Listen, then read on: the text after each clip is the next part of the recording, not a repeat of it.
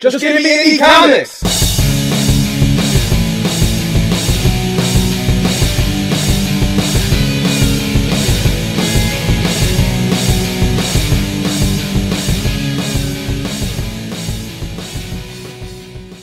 So here we are. We're at the Swiggo Comic Shop here.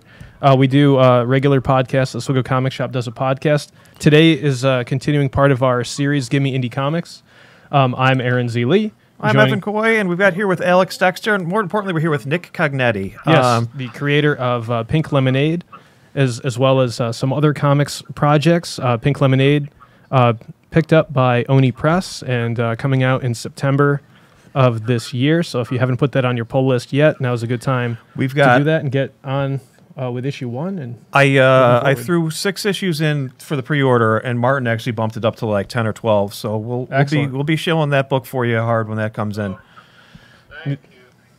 Yeah, well, you're a very nice guy, very agreeable person, and your work speaks for itself. So if you don't mind, can we go back to some of that origin story? So like the Spider-Man. That interests me because that's my start too, was Spider-Man from like the 90s, the Larson, the McFarlane Spider-Man. Yeah, so we... Right there. Yes. Yeah, so basically, I guess I sort of learned how to read like off of, Spider-Man comics just in general, and draw too. Some of the earliest stuff I ever read was black and white phone book sized essential reprints. Oh yeah. That were, they collected the early Stan Lee, Steve Ditko run and went all the way up to like issue 100. And I would color in on those with crayons. You're not supposed to do that, but that's what I did because I was like 5. So, it always sort of went hand in hand with Spider-Man. That sort of was inspired a lot of my, drawing in the first place. So, I didn't really start to, like trying to actually draw comics seriously until I was like leaving high school. This is like 10 years ago at this point. I was my first attempt. I did something with one of my friends, which was supposed to be like a 90s comics sort of a parody book. That character that was featured in that actually ended up, I finally got to use that character in Pink Lemonade for real. Is this Radical Ron? Yep, that's nice. him. That whole thing, it was really bad on my end, just because I hadn't tried, seriously doing sequential stuff before. So after like a few pages, you really learn like a whole lot just after trying stuff. And then by the time I got to like page 8 on that, I was just like, this looks horrible. I can't do anymore. It's remarkable to me that you got through 8 pages in high school, because I only started like seriously attempting to do comics I think in like 2017, and like I'll be 37 this year, so it took me a long time to get my image making chops up enough where I like felt like, okay, I can draw as well as I want now how does that translate to sequential art? So like yeah. Well, it's never too late to start, Oh, yeah. I mean, honestly, so much of this stuff was just me doing, like, guesswork on the fly at the times. I wouldn't know how to draw certain things, and then it's just trial by fire, Oh, yeah. That's fascinating to me because I do feel like you have a very slick, neat style. I think your compositions, your layouts are very fun. Oh, yeah. And do you have any formal art education or anything like that? Or is this just you noodling away and just figuring out what works? Well, I did go to college and studied art, but I didn't really have a whole lot of like actual dedicated drawing classes in college. I did more of like my specialty was like intermedia, which is like video performance and you know, weirder stuff like that.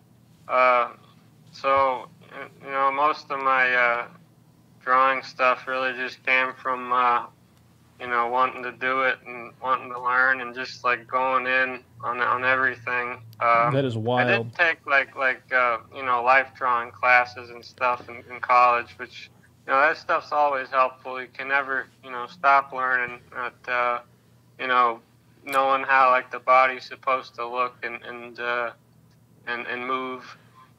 I think that's really important just in general for, you know, it doesn't have to be like 100% all the time, but you got to know like what it should generally be, and then you can like twist it a bit, you know? Yeah, for sure. So is that how, is it, I was just looking it up, The Secret of Shadows, Secret in Shadows? Spirit of the Shadows? Spirit of the Shadows, there we go. I was just looking at it on my phone, I just forgot. Is that how that, because there was a short film that was made based on that too. Is that a school project then? Oh, no, that was just for fun, honestly. We didn't do that for school. That's even better. My friend that I made that with, he was in college in New York for film, and that wasn't even a thing that he did for school over there either. We just the whole project was a lot of fun to do. We were both in college across the country working with each other on it, and I think I managed to do like the whole thing in 2015. Wow. We started it like early 2015, finished it right around Christmas of that year, and it was a big learning experience because you know, it had a lot of like crazy stuff going on with lots of weird sequences of supernatural spook. Mm-hmm. But that was one case where I think I was, you know, not so confident in my, you know, drawing ability. So I was trying to go crazy with like layouts and stuff to like really guide the eyes around the page. I heard people say like that's a thing like people tend to do when they're like starting out, is like go crazy with the layouts because they're not, you know, too sure of themselves with their drawing. I've heard that Todd McFarlane has said that, right? Like when he started out, he in Infinity, I forget what it was, Infinity Incorporated or something like that. He went nuts with the layouts because he wasn't confident in the drawing just yet. Yeah. Which is funny because I'm not a great artist by any stretch, but I dabble and do some things with Aaron, and I always strictly adhere to like a 6-panel, 9-panel, because I feel like I'm afraid to experiment. Like I've been a comics reader my whole life. I know what the rules are, and I don't feel brave enough to deviate from them. You gotta break them. You gotta break the rules. Whereas I feel like for some of you, you have very fun page layouts and things like that are not unconventional, but just fun. You're not afraid to try something different, and I love that. Appreciate it. Todd actually saw some of those Spirit of the Shadows pages when I was working on them because he lives here. Whoa. And my friends... Hold on, wait a second. Yeah, he lives here. He lives in your house? No, he doesn't live... He lives in Arizona here. He has his offices, and my friends were like working his booths at like Toy Fair in New York that year. Oh. So somehow like they got us into his office, and I was able to bring some pages of what I was working on just to show him. And I figured he'd like the Spirit of the Shadow stuff because that was more like, you know, up the Spawn alley, so to speak. He gave me a lot of good tips, though. You know, because at that point I was just really using like one size pen for everything, and it was all sort of like the same line weights. And he told me, you gotta switch up the line weight, the line variation, do more like bold lines and stuff. So I did, like, starting immediately the next day. Does everybody do a Todd McFarlane impression? I think seemed that way. if you're in the industry, I think it's mandatory that you have a Todd McFarlane impression. Tell me you got a bud out of him. Well, I don't know, but I got a picture with him. I got excellent. to sit in his chair and everything, and he held my little ash can copy of the early Spirit of the Shadow stuff. Very and cool. Everything. Yeah, that's really cool. That's wild. So I just want to be sure Todd McFarlane does not live in your home. He's just in the. Okay, all right. He's local though. So is Steve Rude. oh wow. Have you met Steve Rude? I have, yeah. Whoa. We were sort of like a table across from each other at some local outdoor thing in like January of 2020. I got to show him the first issue of Pink Lemonade that day, and he really he seemed to enjoy it. He was a nice guy. I actually I met him the first time in 2012 at the local convention here, the big one, and I got a original Spider-Man drawing by him that time. Wow. That still hangs up on my wall proudly, and it says like on it like ever upwards, keep drawing or whatever. So it's stuff like that, like pros being nice like that really helped encourage me at some points in going through it all. From what I know about Steve Rude, and I know I've never met him in person, I definitely admire his work. But to get a kind remark on your work from him, I think that's high praise. I think that speaks to your level of ability and the avenue that you're pursuing. That he would be so kind, and then also like be encouraging, because I know he looked up to Alex Toth, and like they're from a lineage of they're very capable, but they're not in a negative way, but they are all about constructive criticism, and they will pop open the hood and they will start working on that engine, and they're not afraid. I'm always worried because I in no way feel like I'm on any level like that, so I'm always just trying to take any advice I can get whenever, and just apply it. I do see like the figure work. I could see, you guys, you have very different styles there, but like I see a line through like Todd McFarlane, Steve Rude, you, like having the figure work where it's like twisting and moving through compositions and the use of great color in there. So I see that there are, everybody's got their own unique thing, but there's some commonalities in there that are good strengths. I love the sense of movement in your book, that your character on the motorcycle, like even though it's well rendered, I feel like sometimes if things are over rendered, they lose that energy and that fluidity. You've got this really like nice medium of like well rendered, but still things are moving, things are feeling very fluid, and I think it lends itself to the character in the book that you're doing. I don't know, I like it a lot. It just there's the fluidity to it. For sure. That's a good word for it. So sometimes I like to go a little overboard on.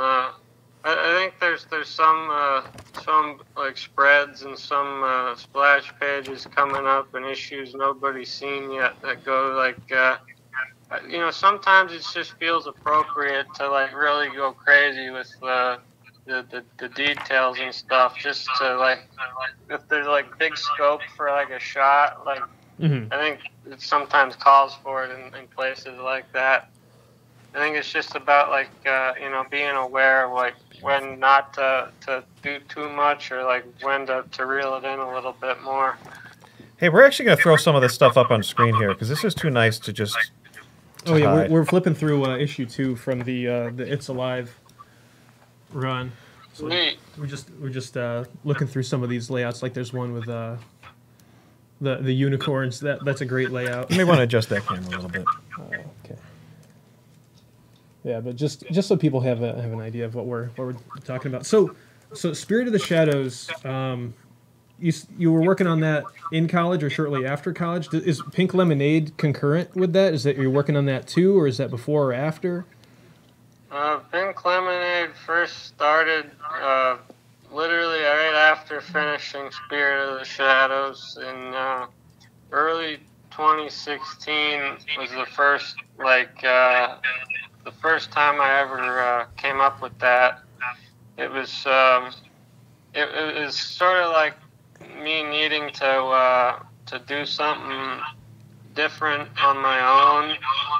Because at that point I'd done 2 separate projects with 2 of my friends, that they had wrote and then that I had drawn. Mm-hmm.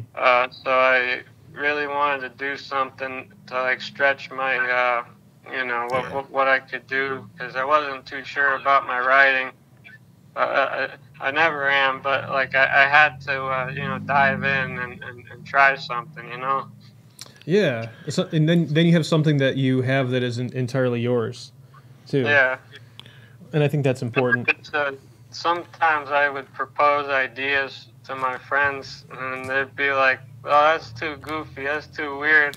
And I'd be like, "Okay, I'll save that." So Yeah, that's the stuff that I live I was for. saving a lot of stuff. Yeah. No, all the off the wall ideas. That's what usually attracts me to indie comics. Is I like that it doesn't have to be grounded, or somebody might be using ideas that were shot down by a creative team. Yeah. I think that's where a lot of the good stuff lives, is where it's the idea of an individual creator. It's not editorial. It's not people saying no. It's somebody saying, I've got a vision of something that's different, and I'm going to go for it. And I like the fact that you say you're afraid, but you keep going for it. That's awesome. Yeah. And I love the writing in Pink Lemonade. I love how buoyant her personality is, and how she's just like takes everything at face value and is like, oh, this is great. Yeah, guys, everybody get together. Let's do this thing. Like, that's...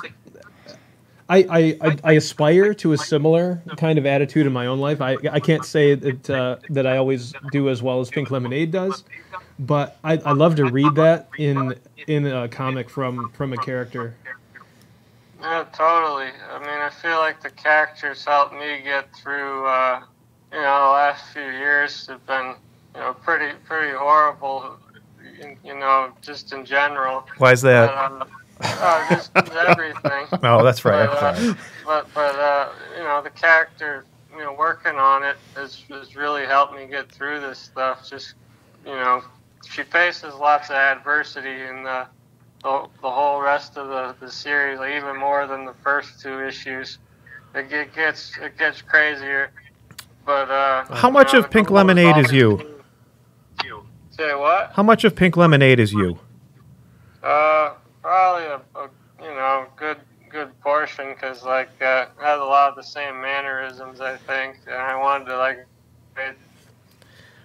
Aaron does a book called Wesley the Robot. Yeah, and the robot is Aaron. It's you. Well, it's kind of like an enhanced in certain ways. But I feel like anybody who's creative, when you make characters, even the characters that are totally not you, are still a little bit you in certain ways. Mm-hmm. Like, I think I just had some to that idea of ideas sort of being like saved and waiting on them.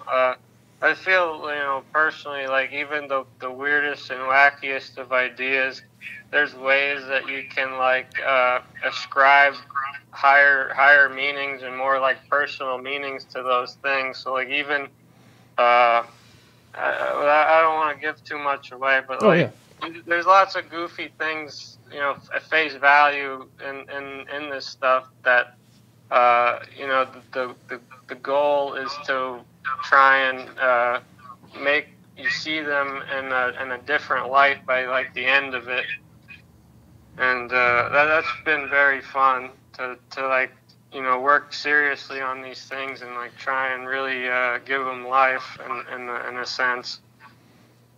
That's fantastic. Is there anything that you have worked on, and as you're working along, you put it in and you write it and you draw the scene and get everything done, and you're working through, and then you look back at it, and it connects the story in a way that you didn't expect, but like it like enhances the whole story, and you're like, oh yeah, like maybe you didn't consciously do it, but you're like, oh, it's so much better because that's in there now. There was a very specific thing that I knew I was coming up on as I was working through it, but I didn't know like exactly how a piece was going to fit with another piece. But then, like at one point, it just clicked for me. Like it was just sitting in plain view the whole time. Like it was already there from day one, and then it sort of just filled itself in from there and became like a big part of the story towards the end. Oh, excellent. So yeah, there was a big instance of something like that happening, I guess.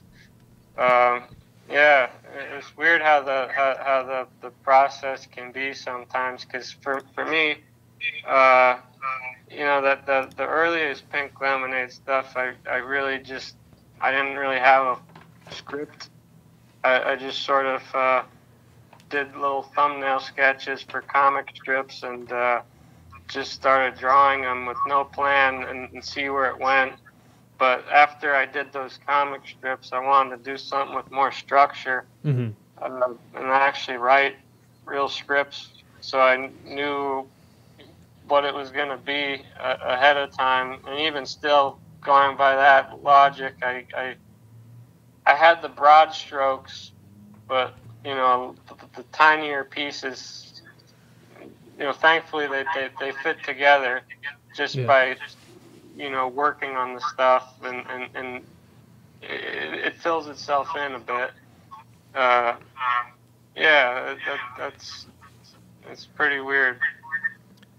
Can you tell me about working with Ani Press and what that has been like? It's been really nice, you know, aside from the whole controversy that with all the people leaving a few months back. Has that affected your work at all? Not really. Okay, no.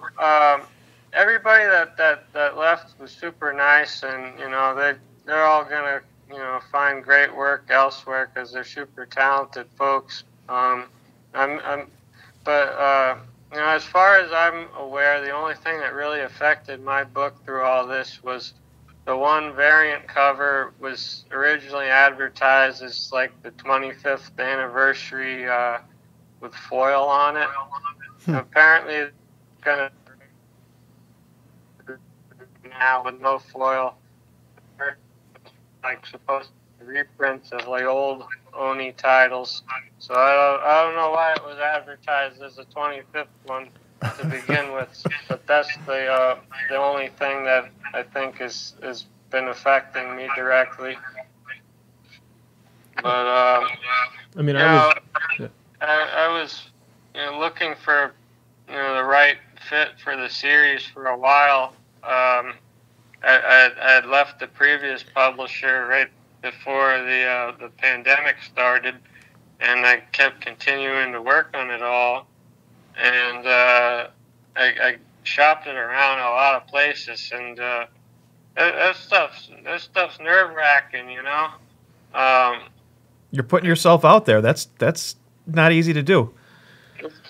It's rough because you wait months and months to hear from places, and they never, you know, you don't hear anything back, and you're like, oh, they don't want it.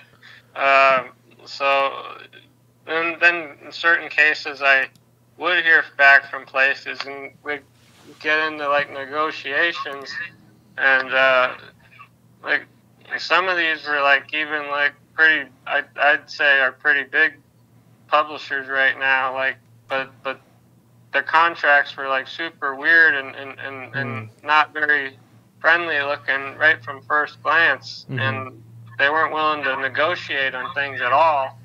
And I'm just like, can you tell us some of the other publishers you spoke with? Repeat that again? Could you tell us some of the other publishers you spoke with, or is that a private thing? Probably. I probably wouldn't want to say. Okay, that's fair. But yeah, I mean, I was just sort of surprised because, you know, even earlier experiences, most places you negotiate, Mm-hmm. Uh, what was nice about Oni was they were willing to work with me on stuff, and they were really open to talking about it. I felt more welcome, immediately. So everybody's been super nice over there, and they're all smart folks and great at making comics.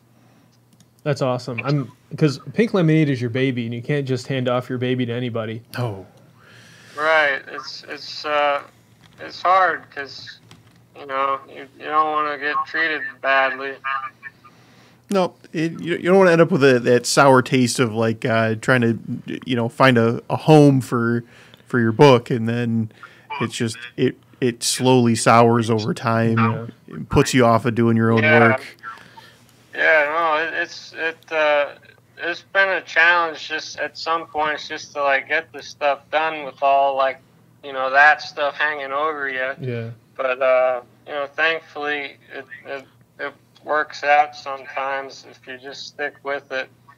Perseverance. But, Yep. yeah, but the way the Oni stuff came up was last year. I just sort of put out there on social media. I said like, hey, I'm looking for a new place for the series. I was sort of at the end of my rope. Like I'd already rejected a few things and hadn't heard from a bunch of others. And one editor from Oni just reached out to me that day and was like, hey, I saw you said you needed a publisher. You want to do this? I'm like, whoa, that'd be cool. That's awesome. Yeah. Is this a plan to be an ongoing book? I know you have at least 6 issues of it. It's this is like one of the first times I'm saying this, but it's just a 6-issue series, and that's it. Breaking news Yep. on Give Me Indie Comics. Yep. Pink Lemonade, 6 issues only. For now. For now. And, yeah, you never know. My plan, after wrapping up this final issue here, is to sort of go sidestep and work on a spin-off thing. And because I just like to try and keep things fresh for myself, and always working on something a little bit different. I feel like it helps keep things fresh. But you never know. Like maybe 5 years or something, I'd do more Pink Lemonade because the character's just too much fun to not come back to. Yes. Yeah. And the thing I really appreciate about, there's many things I appreciate about Pink Lemonade, but I feel like it is such a good gateway comic, I think, for a lot of people, maybe even like non-comics readers. And you even kind of model that in the first couple issues there with the woman and her daughter.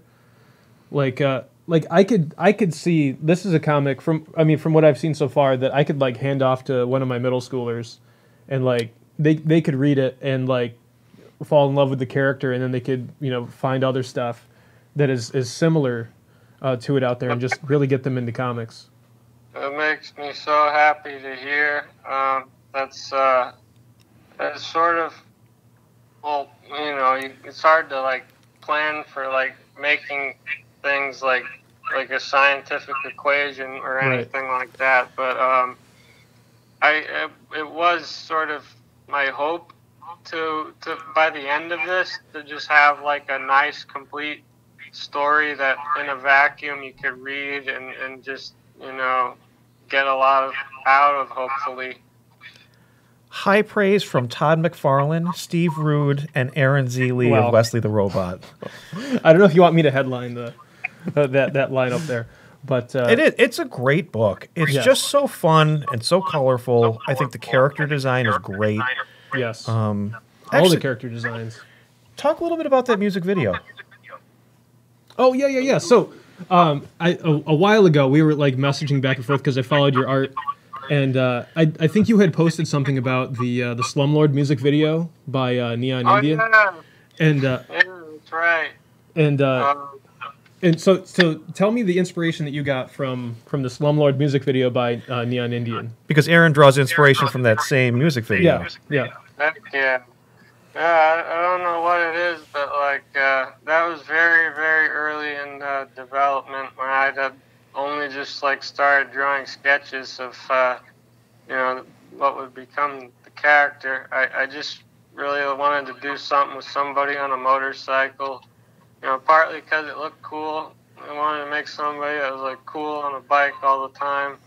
But it was also like I wanted to like work on something that would be like harder to do for me because like that would be like drawing a bike 24/7, and just a lot of the whole thing evolved into like making myself draw things that I wouldn't normally draw, and you know, but yeah, that music video is awesome. Like the whole vibe.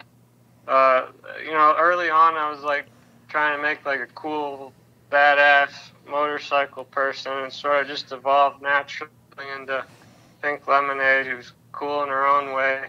Yeah, for sure. Yeah, I don't know.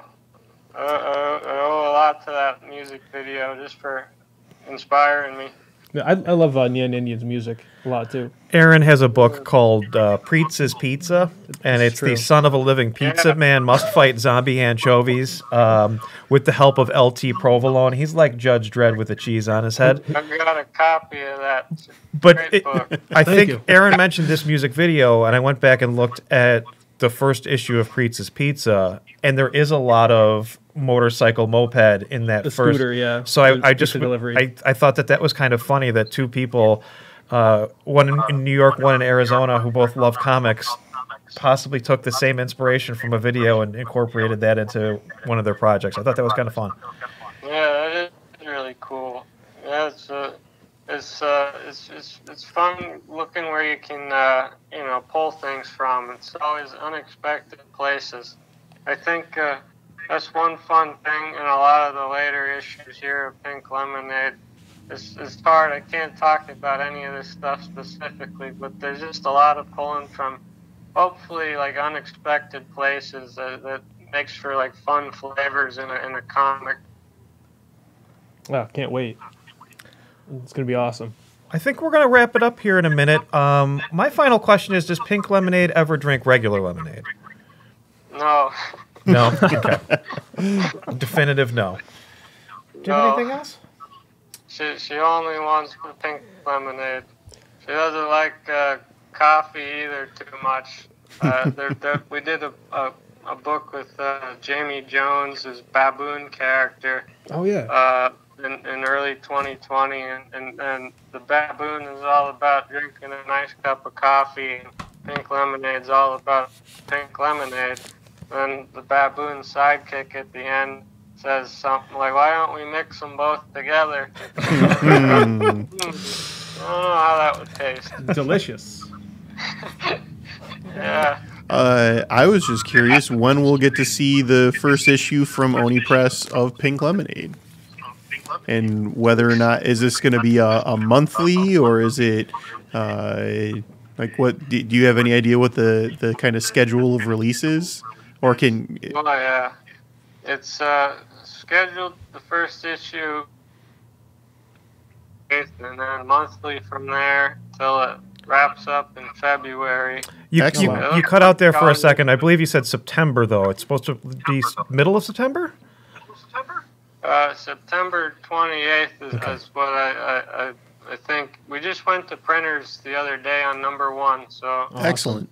it's happening. No, I look forward to this. This will be fun. I flipped through some of the issues that Aaron had already, but like to have my own copies will be nice. Yeah, and what's nice for me for you know, putting the 1 and 2 out again, that, you know, some people have already seen 1 and 2 a while ago. It gave me an opportunity to go back and George Lucas a few things. Yeah. You know, just some little things bothered me that I didn't feel were up to snuff, you know, artistically, that I got to go back, that bothered me for a while. And the books are being re-lettered, hopefully just make it as polished as it can look.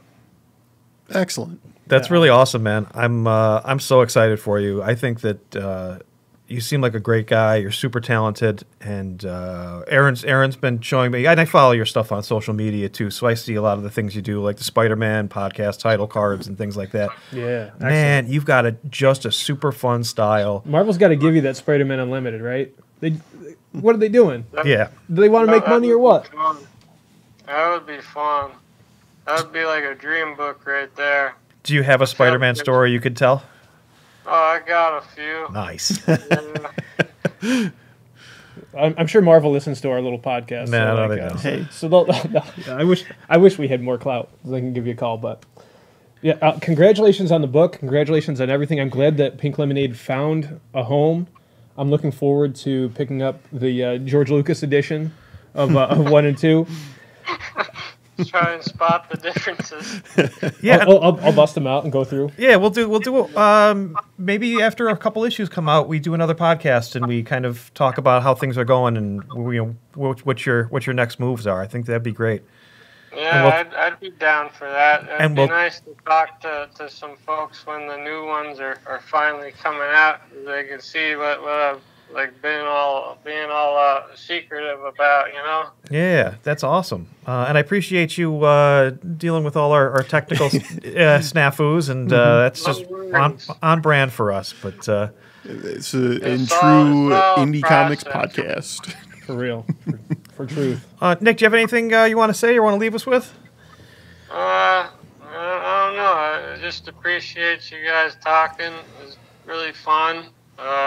Hope everybody enjoys the books when they start coming out and have fun with them like I had fun making them. That's awesome. Fantastic. Yeah, so you've been listening to the Gimme Indie podcast, a subsidiary of the Asugo Comic Shop does a podcast with me, Aaron Z. Lee. I am Evan Coy, and Todd McFarlane does not live in my basement. And I'm Alex Dexter, and I just like comics. Thank you very much, Nick Cagnetti. Bye. Just give me Indie Comics!